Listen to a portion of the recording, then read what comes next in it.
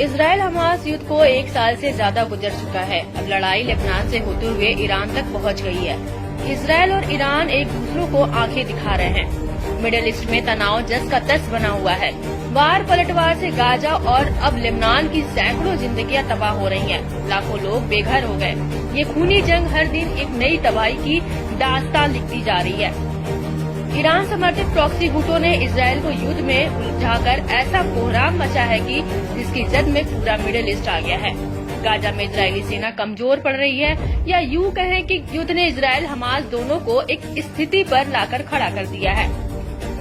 दोनों एक दूसरे के खात्मे की कसम खाए हुए हैं। इजराइल को जहां अमेरिका का साथ मिल रहा है, जबकि हमास को इराक से लेकर लेबनान और सीरिया से लेकर यमन के विद्रोही लड़ाकों का समर्थन मिल रहा है।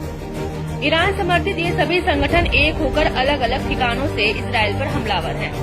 इस कड़ी में एक बार फिर इराक के इस्लामिक प्रतिरोध के लड़ाकों ने उत्तरी इजराइल में जबरदस्त ड्रोन हमले को अंजाम दिया।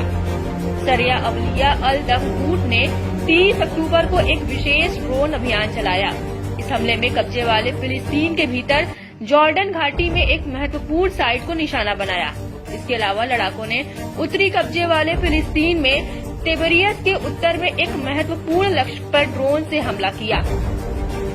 ब्रिगेड ने इजराइल के खिलाफ प्रतिरोध की एकता के लिए अपनी पूरी प्रतिबद्धता पर जोर दिया।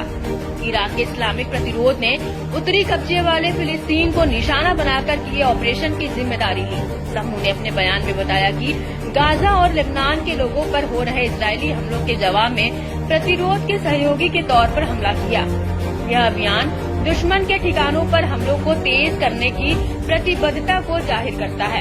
वहीं इजरायली मीडिया ने बताया कि रोश हानिकरा बिटजेट बीच समेत कई उत्तरी इलाकों में एक अज्ञात विमान की ओर से घुसपैठ से अलर्ट सायरन बजने लगे। इसके अलावा रात भर उत्तरी अल जलील में किरियत शमोना और कफर गिलादी बस्तियों में भी सायरन बजते रहे। बता दें कि इराक की इस्लामिक प्रतिरोध तब से इजरायली ठिकानों पर हमले कर रहा है जब से इजरायल ने अक्टूबर की शुरुआत में गाजा पर नरसंहार युद्ध शुरू किया था।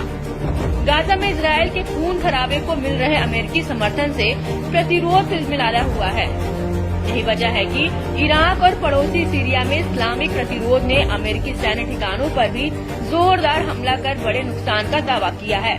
इसके साथ ही इजरायल का साथ देने के लिए अमेरिका को बुरे अंजाम झेलने की भी चेतावनी दे डाली है। इराकी प्रतिरोध ने इजरायल को चेताया है कि वह इजरायल के खिलाफ लंबे संघर्ष के लिए तैयार है। उसके लड़ाके एडवांस हथियारों से लैस हैं, जो इजरायली बलों के लिए काल बन गए हैं। इजरायल और उसकी सेना पर हो रहे इस चरमपंथी गुट के हमलों से इतना साफ है कि मिडिल ईस्ट का तनाव फिलहाल थमने का कोई आसार नहीं है।